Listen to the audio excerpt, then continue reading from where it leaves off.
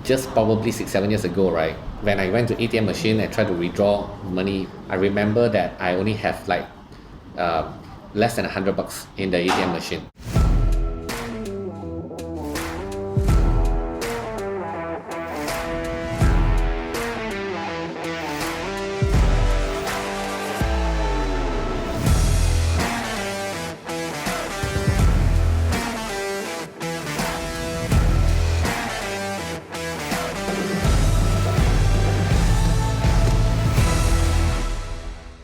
A lot of people always think that, hey Vince, yeah, everything you do is very successful. It seems like you got an amazing life, amazing family, everything seems to be perfect. It's really like far from the truth. We like to see the part that people succeed, the part where people have all these beautiful things that happens to them.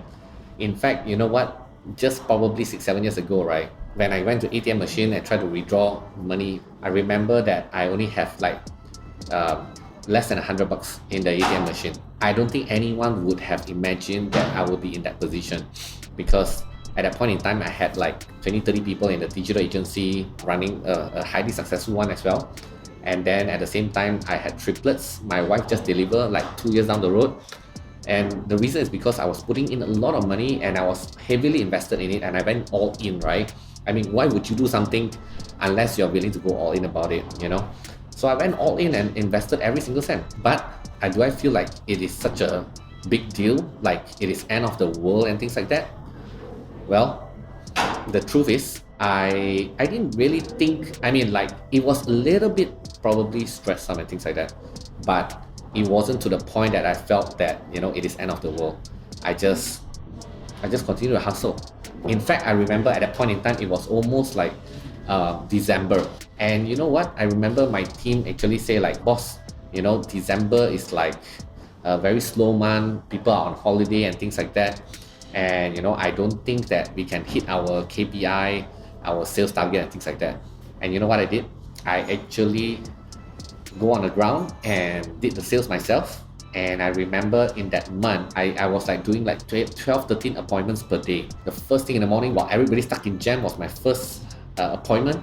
And then when everybody gets into the office, I'm already in my second appointment. I was doing all the way till 7, 8, 9 o'clock at night, if I'm not wrong. And I only do the interview for job applicants coming in at around 9 to 12 midnight. So I was doing that the whole entire December. And I remember I achieved about over R1 million in sales. And to put into context, right, R1 million of sales was about 25% of revenue of the entire company, entire year. And I was single-handedly, I did that in December. And you know what happened? The salespeople never ever tell me again that it's a month of December, the weather, or whatever excuses. There's no more excuses after that. And I truly believe that, it comes down to whether you want to make money or you want to make excuses. It's a decision that you got to make. Sometimes I realize I see that a lot of people always try to say things like the economic situation is tough, COVID, and things like that. Let me put it this way, right? If you are not having 20% of market share or even 10% market share, I mean, seriously, don't talk about economic situation, sentiment, and things like that, because you don't have the right to talk about that. The fact of the matter is that even if you have 10% of the market share, guess what? You still have 90% of the market share that did not belongs to you.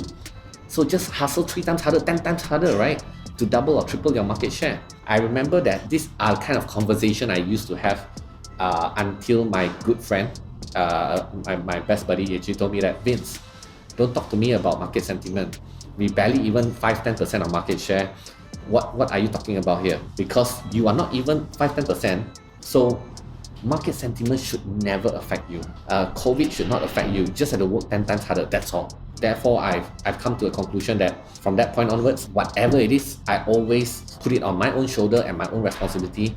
And I always blame myself. If things don't go well, I have the power to make that decision. I just need to work 10 times harder, 20 times harder, 50 times harder to get the results that maybe there's a shortfall and things like that. So step up.